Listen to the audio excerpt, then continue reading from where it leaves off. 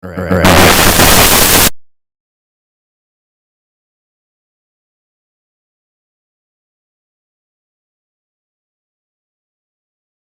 One.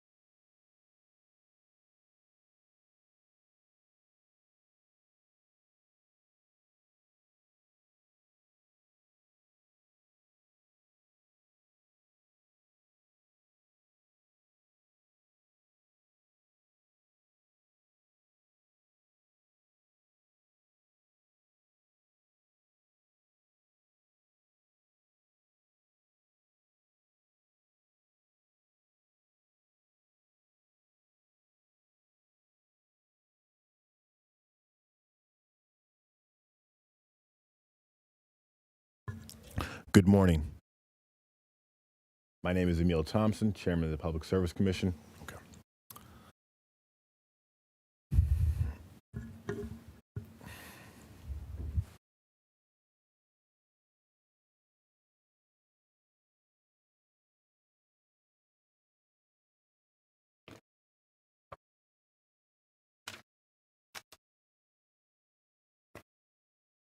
Good morning. For the record, today is November 19th, 2025. The time is 11:05 a.m. This is the meeting of the Public Service Commission of the District of Columbia being held in the Commission hearing room located at 1325 G Street Northwest, Suite 800. I'm Emil C. Thompson, Chairman of the Public Service Commission. Seated to my right is Commissioner Richard Beverly, and to my left is Commissioner Ted Traby. Pursuant to the Open Meeting Act, the Commission scheduled this meeting to consider formal case matters that require Commission action. The proposed agenda for this meeting was posted on Monday, November 17, 2025. A recording of today's open meeting will be available on the Commission's website after the meeting concludes. Commissioners Beverly and Traby, are you prepared to vote and adopt the agenda? Yes. Yes. All in favor of adopting the agenda, please indicate by stating yes. Yes. Yes. And I vote yes. The agenda is adopted. Today, there are 3 consensus matters and 1 non-consensus matter before the Commission. The consensus matters are in number 1, formal case number 874, gas acquisition strategies.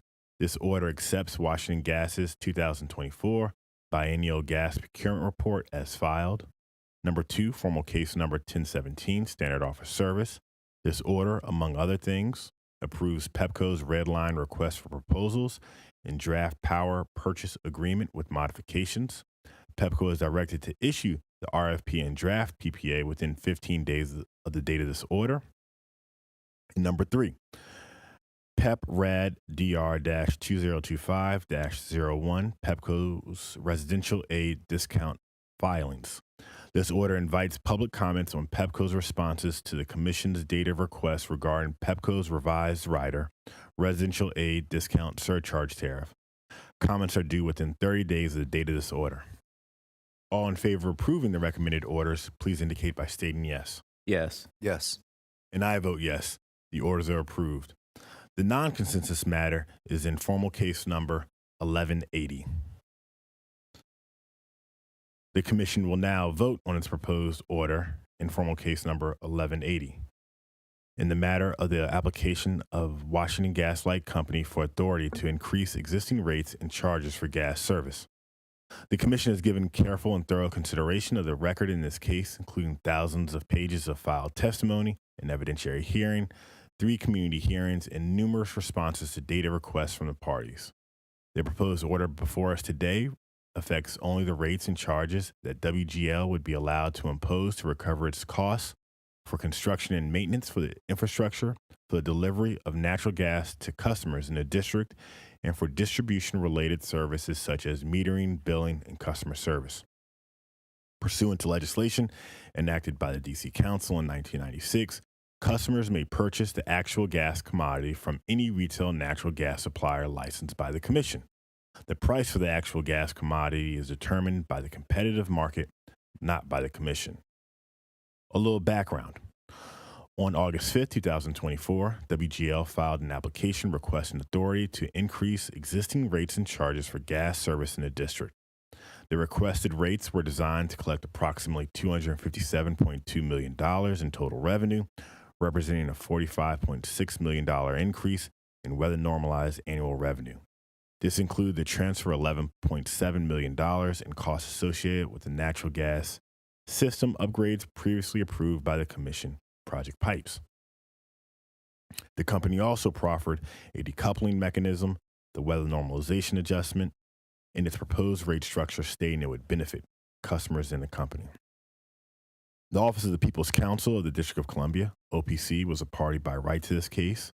In addition, 4 parties were granted intervention in this proceeding: Apartment and Office Building Association of the Metropolitan Washington, AOBA, the District of Columbia Government, DCG, General Services Administration, GSA, and Sierra Club.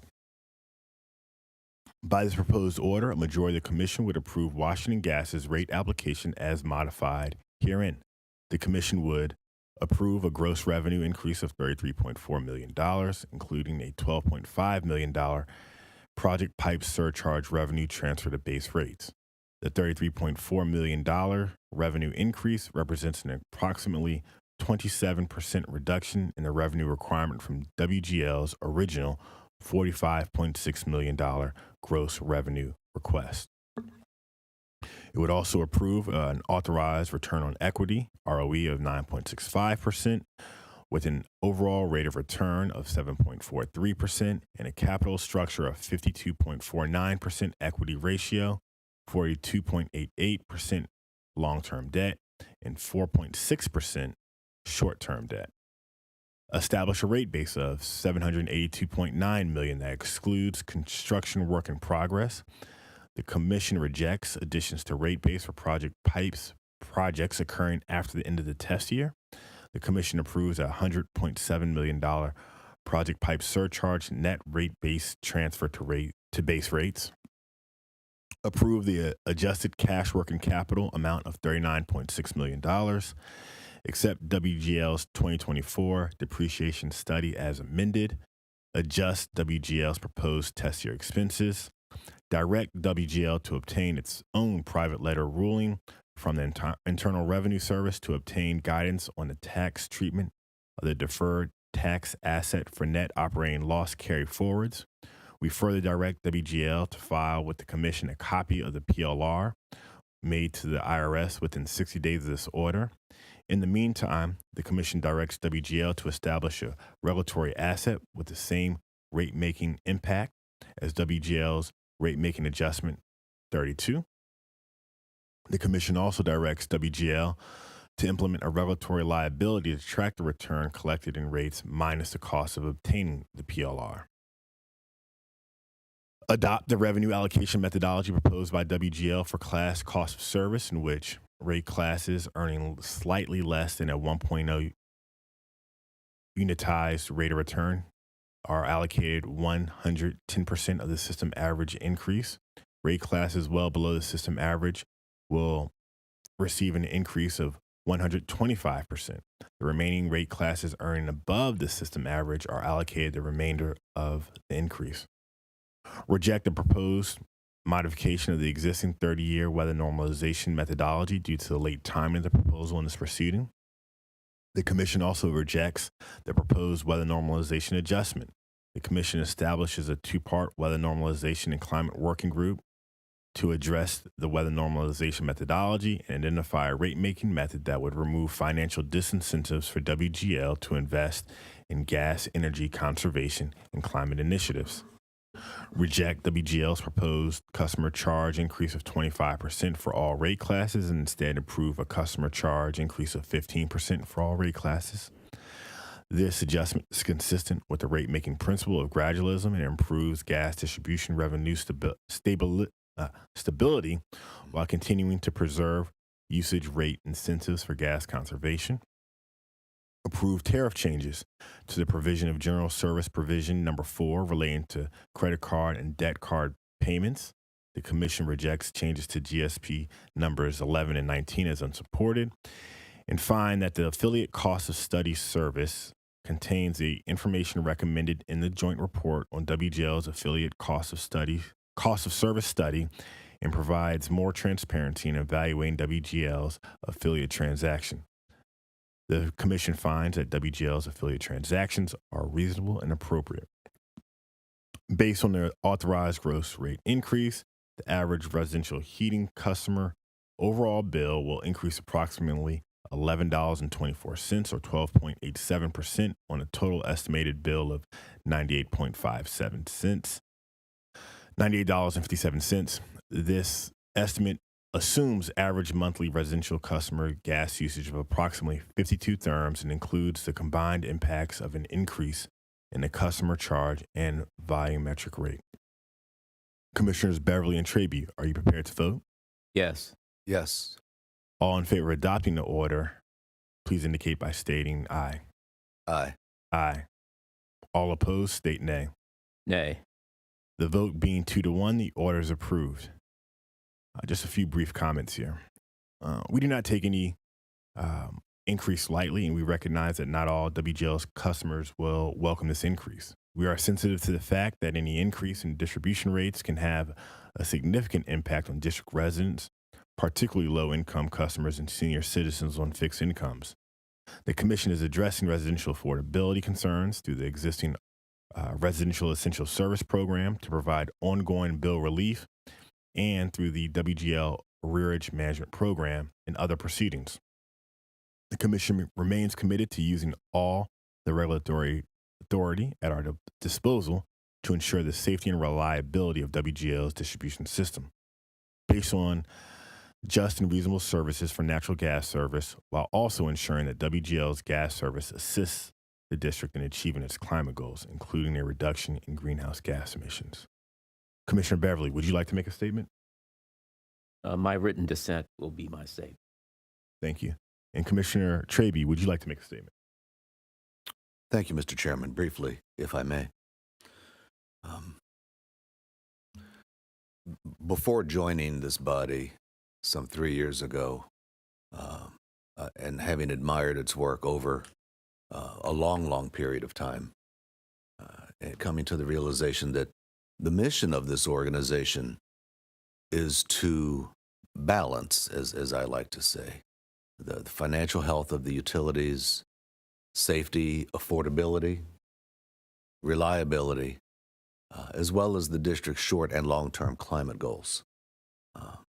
The order that we approved this morning and the deliberations that we have had on this matter over the last 14 or 16 months test all of those boundaries, all of those factors within our mission statement. As I say sometimes, that mission being orthogonal and that these matters pull and tug at each other, sometimes to certain degrees.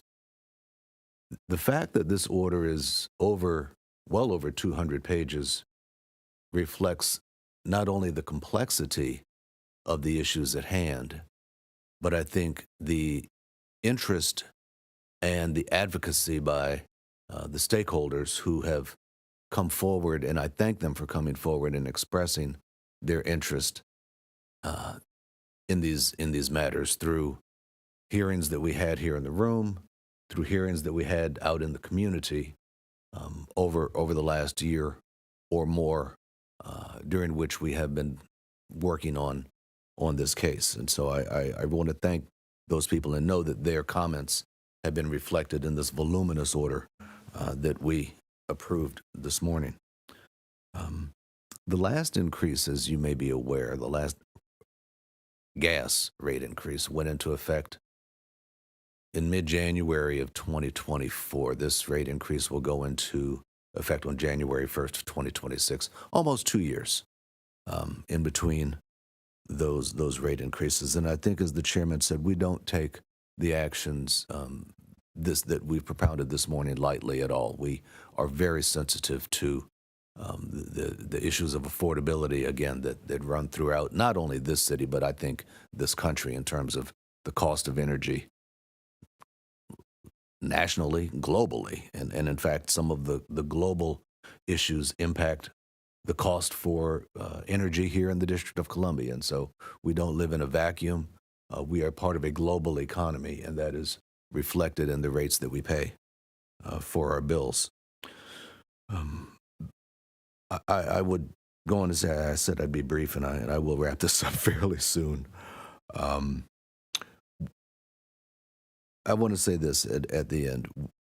I want to thank the staff, many of whom are here, many of whom I hope were within the sound of my voice, who have worked tirelessly on this issue over the months. We've had 3 general counsels during this proceeding. We've had a number of other key positions where people have left, others have stepped up, and I think it's vitally important to acknowledge the hard work and to keep these matters moving, despite some of the key transitions that we've had in staff here at the commission.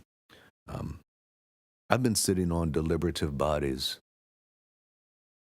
for the better part of 30 years, either as staff or as someone who's actually had to sit up here and vote. I want to finally thank my fellow commissioners, having worked here about 3 years, but having spent time at the city council as a chief of staff, having spent time on the school board as a member. Many of these decisions, in terms of, if you're at the city council, when you're making very tough decisions around raising taxes, how to police the city. On the school board, when we were having very, very tense discussions about what could be taught, what would the curriculum reflect, oftentimes can get into disagreements that delve into the unfortunate personal realm. I want to thank my fellow commissioners for it. The fact that even though we may have disagreed on some matters as we move through this discussion, our discussions and our disagreements were always professional, always, I think, held with the utmost interest of our ratepayers foremost in our minds. And I just want to say that as I conclude today, that I want to thank my fellow commissioners for helping me and others get through this very, very tough decision that we've concluded this morning. Thank you. Thank you, Commissioner Trabie, for those comments. It's certainly been a pleasure working with both of you. But I also really want to highlight the comment that you made about the staff. Staff has done a tremendous job getting us to this point. And I thank each of you for all the additional time, all the extra work, all the extra eyes you have put on this to make sure that this order is correct and that we are making a reasoned decision. So thank you for that. In accordance with our decision, WGL is directed to file revised rate schedules together with supporting work papers in its compliance filing by November 28th, 2025, with rates becoming effective at 12:01 a.m. January 1st, 2026, unless otherwise ordered by the Commission. This order will be served electronically and available on the Commission's eDocket website. The Commission is also issuing a press release outlining the general impact of our decision. The next open meeting will be held on December 1st, 2025 at 11 a.m. The proposed agenda will be posted at least 48 hours before the announced meeting. And there being nothing further, the commission now stands adjourned. Thank you.